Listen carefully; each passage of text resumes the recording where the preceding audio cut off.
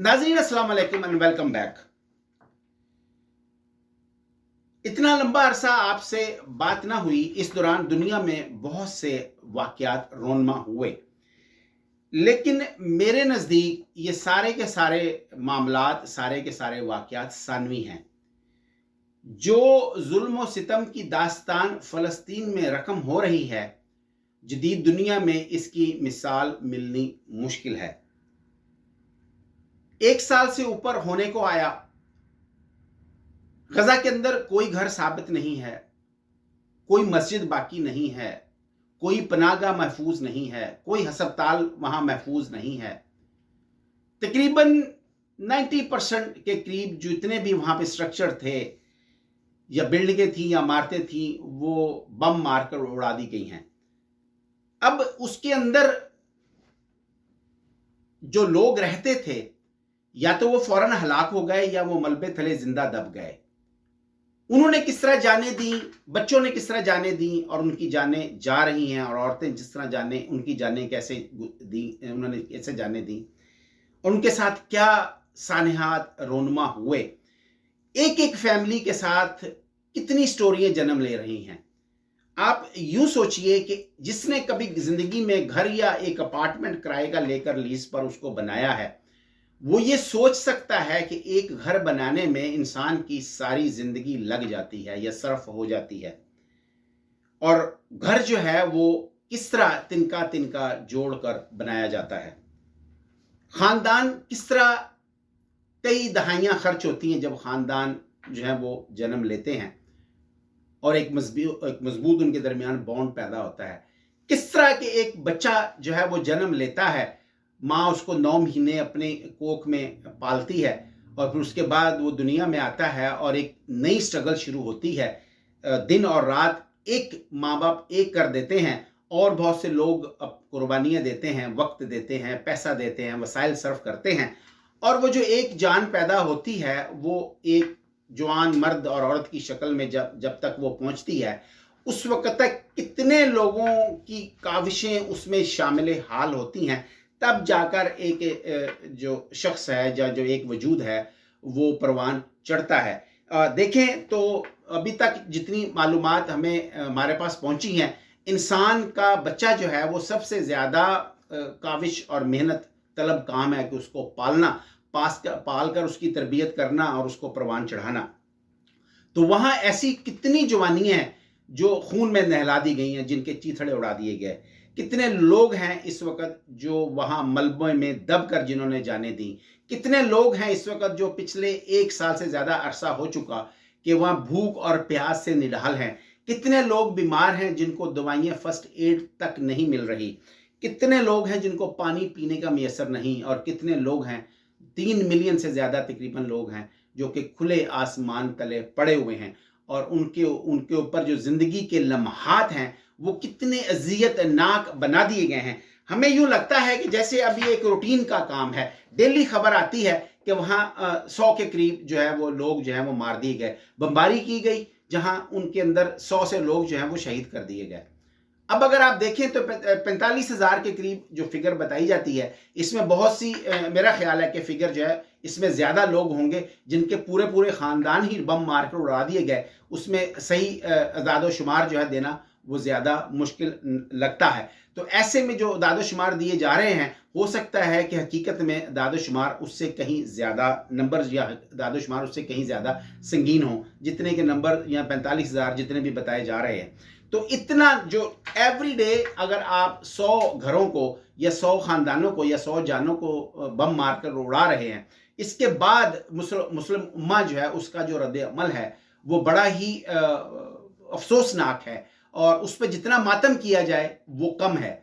जो हमारा रद्द-ए-अमल है वो बड़ा ही तकलीफ़देह है। जो लोग वहाँ तकलीफ़ से गुज़र रहे हैं वो तो गुज़र रहे हैं, उनको तो उनके पास तो कोई चॉइस नहीं है।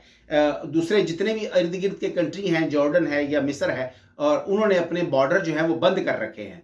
उनके नज़दीक जो जानें हैं वो कम कीमती हैं, और जो जगह है वहाँ उनको ये है कि जब ये लोग यहाँ से निकलेंगे तो वो जो गज़ा है जो इसराइल है वो उस पर कब्जा कर लेगा और इन लोगों को हमारे जो ये लोग जो है हमारे हवाले कर देगा और हमें अपनी जो टेरिटरी है वो इन लोगों को देनी पड़ेगी और उसके बाद जो है हम किसी कॉन्फ्लिक्ट का शिकार ना हो जाए इसराइल के साथ। तो इसलिए उन्होंने अपने बॉर्डर, इसके अलावा तो और कोई वजह समझ में नहीं आती कि इर्द गिर्द के जो मुल्क हैं उन्होंने अपने बॉर्डर जो हैं वो बंद किए हुए हैं और उनको तनहा छोड़ा हुआ है। वो जो इसराइल के जहाज हैं उनको रोकने टोकने वाला कोई नहीं, वो आते हैं, बमबारी करते हैं और लोगों के परखच्चे उड़ा देते हैं और घरों को मस्मार कर देते हैं। जो बिल्डिंग वहां पर तो कोई देखने के लायक बची नहीं। तो अब अगर आप ये देखिए कि नॉर्मल रूटीन के तौर पे अब हमने ले लिया है इसको, यानी ये जो दर्दनाक खबरें हैं हम उसको ऐसे सरसरी तौर पे सुनते हैं कि जैसे कहीं दुनिया के किसी हिस्से में कार एक्सीडेंट हुआ है या कोई थोड़ा बहुत नुकसान हुआ है, एक नॉर्मल रूटीन का काम है। उसके साथ हमारी जो जिंदगी की रूटीन है वो भी एक नॉर्मल रूटीन के तौर पर चल रही है। क्या ऐसा होना चाहिए था? नहीं, ऐसा नहीं होना चाहिए था। अगर हम वो रद्द-ए-अमल देते जो कि हमें देना चाहिए था, हमारे हुक्मरानों ने जो किया वो तो एक इबरत का निशान हम के तौर पे जो हमारे सामने उनका जो रद्द-ए-अमल है वो हमारे सामने मौजूद है, जिसमें सबसे ज्यादा जो तकलीफ दे अमर था जो सऊदी अरब के वली अहद हैं उन्होंने सबसे ज्यादा तकलीफ दे जो रोल है उन्होंने अदा किया।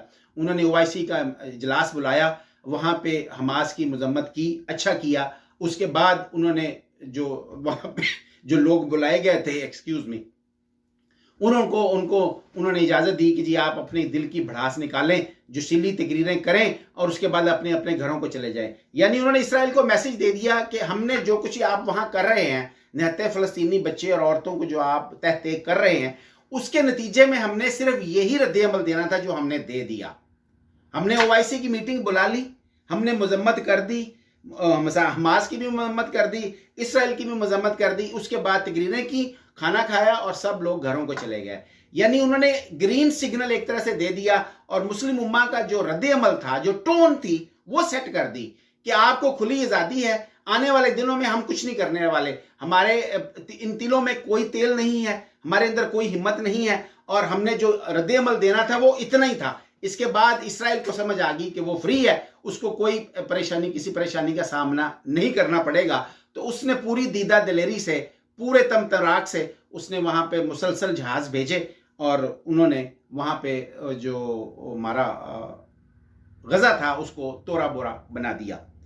अब दूसरी तरफ अगर आप देखें तो जो आम आदमी है उससे अगर ये सवाल करें आप कि उसने भी वो रद्द-ए-अमल नहीं दिया जो उसको देना चाहिए था, बीइंग ए मुस्लिम, आप उसको भी छोड़ दें कि आपको एक मुसलमान होने की हैसियत से आपको क्या रद्द-ए-अमल देना चाहिए था, हम उसकी बात भी नहीं करते, क्योंकि अगर आप उसकी बात करेंगे तो फिर मामला तो बहुत ज्यादा हमारे लिए सख्त हैं कि आप नबी करीम सल्लल्लाहु अलैहि वसल्लम ने काबे को मुखातिब करके कहा था कि तेरी बहुत ज्यादा इज्जत है, अल्लाह ने तुझे बड़ा मुकाम बख्शा है, उस इमारत को, उस घर को अल्लाह ने बड़ी बड़ी जो है इज्जत बख्शी है। लेकिन आप सल्लल्लाहु अलैहि वसल्लम ने यह कहा था कि एक मुसलमान की जान माल इज्जत से बढ़कर नहीं है, यानी काबे की हुर्मत एक मुसलमान की जान माल इज्जत से बढ़कर नहीं है। और आप सल्लल्लाहु अलैहि वसल्लम ने यह भी कहा था कि अगर मुसलमान दुनिया के किसी हिस्से में भी तकलीफ में हो और दूसरे मुसलमान उस तकलीफ को महसूस ना करें, ऐसे जैसे जिस्म के किसी हिस्से में तकलीफ होती है तो पूरा जिस्म जो है उसको महसूस करता है, तो फिर उसका ताल्लुक हमारे से नहीं है। अगर उसके दिल में यह तकलीफ नहीं उठती किसी दुनिया के हिस्से में मुसलमानों को तकलीफ में देखकर, जो जिस्म के एक हिस्से में तकलीफ या एक जरब लगने से जो तकलीफ पूरा जिस्म महसूस करता है, तो फिर वो मुसलमान नहीं है। जो आप हमारे नबी सल्लल्लाहु अलैहि वसल्लम ने जो हमें बताया था वो ये बताया था, हमें कहा था कि वो सब मुसलमान आपस में भाई हैं। अब अगर इसको भी आप एक साइड पे छोड़ दें तो बीइंग ए इंसान या ह्यूमन बीइंग हमारा क्या हक बनता है? हमसे ज्यादा तो जो कोलंबिया यूनिवर्सिटी के स्टूडेंट्स थे वो ज्यादा अच्छे निकले। पूरी दुनिया में मुस्लिम यूनिवर्सिटीज हैं, वहां क्या तूफान बरपा हुआ, कौन से स्टूडेंट्स बाहर निकले, कब बाहर निकले, कहां उन्होंने ये कहा अपनी अपनी हुकूमतों से। आम आदमी सवाल ये करता है कि मैं क्या करूं या मैं क्या रोल अदा कर सकता हूं, मैं क्या कर सकता हूं। आम आदमी भी अपना रोल अदा कर सकता है। अगर इस्लामी दुनिया में जो कि 2 अरब के करीब आबादी है, 2 अरब के करीब आबादी है, उसका 1% जो है 2 अरब का 2 करोड़ बनता है। अगर 100 में से एक आदमी अपने अपने मुल्क के दारो खिलाफे में जाके बैठ जाता, टेंट लगा के धरना देता और अपनी हुकूमत को कहता कि इस मैसेकर को रोको वरना घर जाओ, तो क्या कोई रिजल्ट ना निकलता? यह मुमकिन ही नहीं है कि अगर आम आदमी जो है वो अगर निकलता सड़क के ऊपर और वहां बैठ जाता जाके अपने अपने कैपिटल के अंदर या अपने अपने मेन शहरों की शाहराहों पे जाके बैठ जाता और अपने अपने मुल्क के रहनुमाओं को यह कहता कि अगर तुमने फलस्तीन के लिए कुछ नहीं करना तो जाओ, फिर अपने अपने घरों को जाओ, किसी और को आने दो जो कि ये भारी पत्थर उठा सके जो तुम्हें इतना भारी लगता है, तो यकीनन उसके ऊपर कुछ ना कुछ उनको एक्शन लेना पड़ता। लेकिन ऐसा नहीं हुआ। जो मजहबी रहनुमा है वो कहां है? पूरी दुनिया में जो इस्लाम की तबलीग करते हैं वो कहां है? मस्जिदों में बैठकर जो हर जुमे को जो तबलीग करते हैं, जो आप अस्वाए हुस्ना की बातें करते हैं, जो इस्लाम की बातें करते हैं, जो कुरान की बातें करते हैं, वो कहां है? क्या उनको इस तरह से मेंबरों पे बैठ के अस्वाए हुस्ना की बातें करनी चाहिए थी?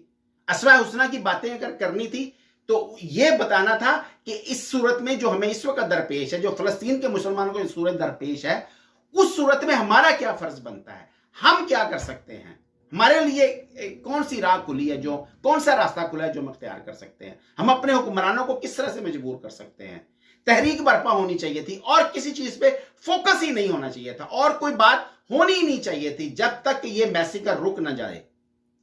लेकिन आप पूरी मुस्लिम दुनिया में नजर दौड़ा के देख लीजिए, वो हबीब जालम ने जो कहा था कि ये जो गालिबन उस वक्त जो पाकिस्तान की आबादी थी 4 या 5 करोड़, ये जो 5 करोड़ हैं ये जहल का निचोड़ है।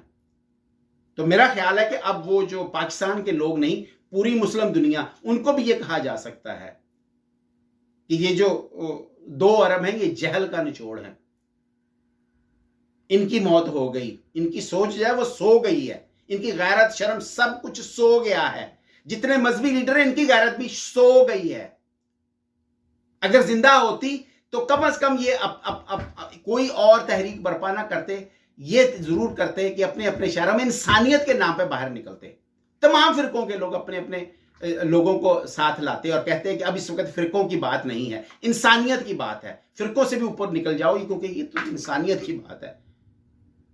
इंसानों के साथ, बच्चों के साथ, औरतों के साथ ये जुल्म हो रहा है। 3 मिलियन 30 लाख बंदा है जो वहां पे जिनके पास खाने की कोई अशिया नहीं है, वो कोई ज़राई मुल्क नहीं है, वहां पे खुराक भी बाहर से जाती है, वो तो एक ओपन एयर जेल की शक्ल है। वहां पे दुनिया में उसको ओपन एयर जेल कहा जाता है। वहां पे खुराक बाहर से जाती है, अदवायात बाहर से जाती है, मेडिसिन, खुराक, पानी सब कुछ बाहर से जाता है, किसी और के कंट्रोल में है, वो सारी की सारी आबादी किसी और के कंट्रोल में है। और इस वक्त अमेरिका जो है वो हर तरह से प्रेशराइज करने की कोशिश कर रहा है इसराइल को, एक्सक्यूज मी, कि वहां सिर्फ दवाइयां और खुराक जाने दो, और इसराइल उसके लिए भी उसको जो है वो टफ टाइम दे रहा है अमेरिका को, कि वहां जिन लोगों को वो मार रहा है उनके पास दवाइयां और खुराक ही चली जाए। इसके बावजूद नॉर्मल रूटीन की लाइफ हम गुजार रहे हैं, हम अपने रोजमर्रा के काम उसी तरह कर रहे हैं जिस तरह कर रहे हैं, उनमें कोई तब्दीली नहीं आई। रोजाना खबरें सुन रहे हैं टीवी के ऊपर कि वहां इतने लोग मर गए, इतनी बीमारी। अब वो उसका दायरा जो है उसने लेबनान को भी अपने लपेट में ले लिया, लेबनान में भी ये काम शुरू हो गया। कल एक अपार्टमेंट बिल्डिंग पे उन्होंने बम मारे, पूरी की पूरी बिल्डिंग जो है वो गिरा दी है नीचे। क्या उसमें लोग नहीं रहते थे? क्या उसमें इंसान नहीं रहते थे? फॉरगेट अबाउट द मुस्लिम या मुस्लिम उम्मा ब्रदरहुड, सब फजूल, मुझे तो ये अब बातें ही फजूल लगती हैं। जब एहसास ही नहीं है तो फिर कैसी मुस्लिम उम्मा? जब किसी को किसी चीज का एहसास ही नहीं है, इंसानियत का तो एहसास होना चाहिए। आपको तो जो मजहब है आपका, वो तो जानवरों के हकूक की भी बात करता है। दुनिया में भी जानवरों के हकूक की भी बात की जाती है। फलस्तीन के लोगों की जो जान माल इज्जत है वो जानवरों की जान से भी कम है। दुनिया में अगर कहीं जानवरों के साथ ये सलूक किया जाता तो पूरी दुनिया सड़कों पे होती। 57 से ज्यादा मुल्क हैं, ये सारे निहत्ते हैं? नहीं, दुनिया की मोहब्बत में गर्क हैं। हर शख्स अपनी जात के शहर में गुम है, उसको अपनी जात बचानी है। जब हर शख्स ये सोचने लगे कि उसको अपनी जात बचानी है और उसको दुनिया की मोहब्बत हो जाए हर चीज से, उसको यह खतरा पैदा हो कि मेरी ये चीज खत्म हो जाएगी, मेरी ये चीज चली जाएगी, तो उसके बाद ये नतीजा निकलता है कि कुछ लोग, चंद लोग भी बाकी नहीं बचे मुस्लिम उम्मा में। सानिया करबला बहुत बड़ा वाकया था, क्योंकि उसमें जो हस्तियां शहीद की गई उनके मरातब बहुत बुलंद थे। लेकिन यहां क्या हो रहा है, ये सानिया करबला से बड़ा सानिया वकूफ पजीर नहीं हो रहा आपकी आंखों के सामने। कौन सी चीज है जो हमारे अंदर इंसानियत को कम से कम जगा सके। मैं तो अब डिप्रेशन का शिकार होने लगा हूं ये सोच के कि कुछ चीज ऐसी भी हो सकती है कि जो हमारी इंसानियत को ही कम से कम जगा दे। Forget about the Muslim and Muslim ummah. क्या हम इंसानों के दर्जे से भी नीचे जा चुके हैं, या हमारी सोच इंसानियों के दर्जे से भी नीचे चली गई है? हमसे ज्यादा जलसे जुलूस तो यूरोप में निकले हैं, हमसे ज्यादा जलसे जुलूस तो अमेरिका में निकले हैं। यहूदियों ने जलसे जुलूस निकाले हैं अपनी कौम के खिलाफ। यानी जो जुल्म वहां फलस्तीन में हो रहा है उसके खिलाफ यहूदियों, कट्टर यहूदियों ने न्यूयॉर्क के अंदर और वाशिंगटन में और पूरे अमेरिका में जुलूस निकाले हैं उन्होंने। वो ये इतना जुल्म और सितम वो भी हजम नहीं कर सके। अपने लोगों को उन्होंने सामना किया है कि जो तुम कर रहे हो ये किसी भी तरह ठीक नहीं है, इसकी कोई तौज़ीह नहीं है, इसकी कोई एक्सप्लेनेशन नहीं है कि अगर कोई शख्स, हमास को गलत भी मान लिया जाए कि वो एक शख्स किसी को मार के बस के अंदर घुस जाए, तो क्या पूरी बस को बम मार के उड़ा दिया जाएगा? वहां इस वक्त यही हो रहा है। आप कुछ नहीं कर सकते, कम से कम ये वीडियो ही आम कर दें, लोगों को सुनने का मौका तो दें कि हमारी जिंदगी रूटीन की जिंदगी नहीं होनी चाहिए। इन मजहबी लीडरों से पूछें जो हमारे मुल्कों में मजहबी लीडर बने हुए हैं, मस्जिदों मेंबर की कमाई खाते हैं जो लोग। 1 साल से ऊपर हो गया इनको, 60 हफ्ते हो चुके हैं। 60 हफ्तों में इन्होंने 60 दफा जुम्मों में इन्होंने जाके खुतबे नहीं दिए इन्होंने। क्या कोई खुतबा इनमें से ऐसा होना चाहिए था कि जिसमें फलस्तीन का नोहा ना पड़ा जाता, ये लोगों को बताया ना जाता कि ये हमें इसको नॉर्मल रूटीन के तौर पे नहीं लेना चाहिए, हमें इसकी तकलीफ महसूस होनी चाहिए, ये करनी चाहिए हमें? क्या ऐसा हुआ?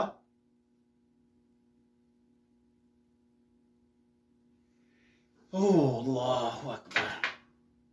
अस्सलाम वालेकुम।